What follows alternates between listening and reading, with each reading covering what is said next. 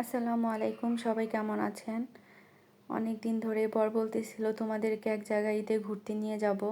তো যাব করতেছিলাম, অবশেষে ঘুরতে আসলাম। তো সে বলতেছিল যদি যেতে হয় 3টার মধ্যেই কিন্তু যেতে হবে, দেরি করলে হবে না। কিন্তু সে কোথায় নিয়ে যাবে বলতেছিল না। তো আসলে আমার তো অলওয়েজ লেট, কখনোই তাড়াতাড়ি করতে পারি না। আর ভাবতেছিলাম 3টার সময় যাব, এত গরম রৌদ্রের মধ্যে বাচ্চাদের নিয়ে অনেক কষ্ট হয়ে যাবে। তো এই জন্য একটু আসলে ইচ্ছাকৃতভাবে একটু দেরি করলাম। তো দেরি করে রেডি হয়ে বের হতে হতে আমাদের প্রায় 5টার মতো বেজে গিয়েছিল। তো অবশেষে আমরা বের হয়ে সে দেখলাম রিক্সা ঠিক করতেছিল দিয়াবাড়ির দিকে। তো আসার পরে দেখলাম এখানে কায়াকিং। তো আস্তে আস্তে সে বলতেছিল যে এত দেরি করে বের হয়েছো, এখানে যেতে হলে তাড়াতাড়ি যেতে হবে। তো আসার পরে দেখি যে এখানে প্রচণ্ড পরিমাণের ভিড়, মানে কোনো বুকিংই ছিল না। সন্ধ্যার আগ পর্যন্ত সব পুরা বুক হয়ে গিয়েছিল, 1 ঘন্টা করে কায়াকিংয়ের নৌকাগুলো। তো একটা নৌকাতে 2 জন, আরেকটাতে 3 জন, এভাবে করে বসতে হবে, ঘন্টা প্রতি ভাড়া। তো অনেক অনুরোধ করেও বা অনেক চেষ্টা করেও মানে বিকাল টাইমের কোনো টিকিট পাওয়া যায়নি। তারা বলতেছিল আপনি যদি এখন বুক করেন তাহলে সন্ধ্যার পরে আপনারা উঠতে পারবেন। তো সন্ধ্যার পরে তো আসলে ওঠাটা পসিবল না, কারণ পুরো অন্ধকার হয়ে যায় আর ওইখানে কোনো লাইটিংয়েরও ব্যবস্থা নেই। তো এই জন্য আমরা সন্ধ্যার পরে রিস্ক নিই, কারণ বিকালে উঠতে পারলে আসলে বেশি ভালো লাগতো। তো যেহেতু বিকালে আর উঠতে পারলাম না, সেই জন্য আমরা মন খারাপ করে কি করব, তো এখান থেকে বের হয়ে চলে আসলাম আরেকটা লেক ব্রিজে।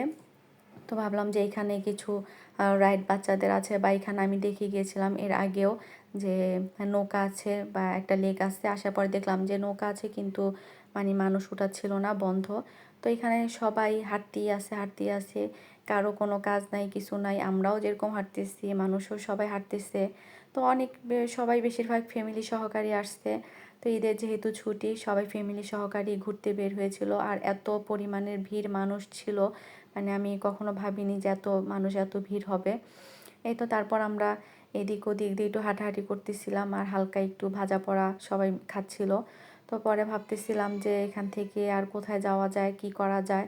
তো আমার ছোট ভাই বলতেছিল যে তোমরা না এখানে কোথাও ক্র্যাব ফ্রাই খাও, চলো আমরা তাহলে ওইটাতে যাই।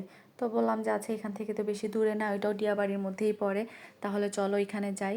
তো আবার আমরা একটা অটো ভাড়া করলাম, করে চলে আসলাম। তো এই রেস্টুরেন্টটার নাম হচ্ছে ক্র্যাফ স্টুডিও। তো আমরা এর আগেও এটার আমার ভিডিও আছে। এখানে আমি দেখা যায় প্রত্যেক ঈদে আমার আসা হয়, মানে দিয়াবাড়ি ঘুরতে আসলেই আমি এটাতে ঢুকি। এখানে ঢুকে ক্র্যাব ফ্রাই খাই। তাদের আসলে ক্র্যাব ফ্রাইটা কোনো থাকে না, আমরা নিজেরাই মানে পার্সোনালভাবে করে নিই। আমার ছোটো ভাই বলতেছিল না ফ্রাই খাবে না, সে ভুনাটা খাবে পরোটা দিয়ে। তো আমরা এখানে বসলাম, ভিতরে ঢুকে দেখি যে কোনো মানুষজন ছিল না। উপরও তাদের বসার মানুষ, মানে বসার সিস্টেম ছিল। তো এখানে 2-3 জন মানুষ ছিল, তার তেমন কোনো মানুষ ছিল না। আর এই যে আমার ছোটো মেয়ে তো বাইরে ঘুরতে বের হতে পারলে সে মহা খুশি।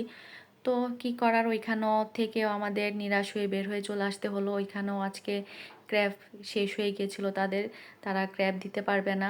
তো ভাবলাম ক্র্যাব যদি খেতে নাই পারি তাহলে আর ওইখানে খাবোই না। তো আমার ছোটো ভাই আবার পরামর্শ দিল যে চলো আমরা তাহলে পিৎজা বার্গ যাই, ওইখানে বসে একটা আমরা সেট মেনু নিয়ে নিব।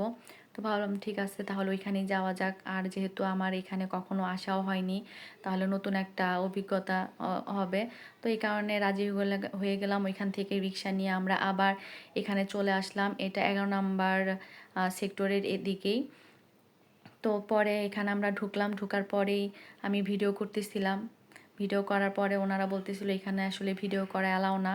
তো পরে আমি আর ভিডিও করতে পারিনি। এখানে যে ছোট রুমটা দেখলেন, এটা হচ্ছে স্মোকিং আর ড্রিঙ্কস যারা করে তাদের জন্য, বা ওয়েটিং হিসাবেও ওইখানে বসা যায়।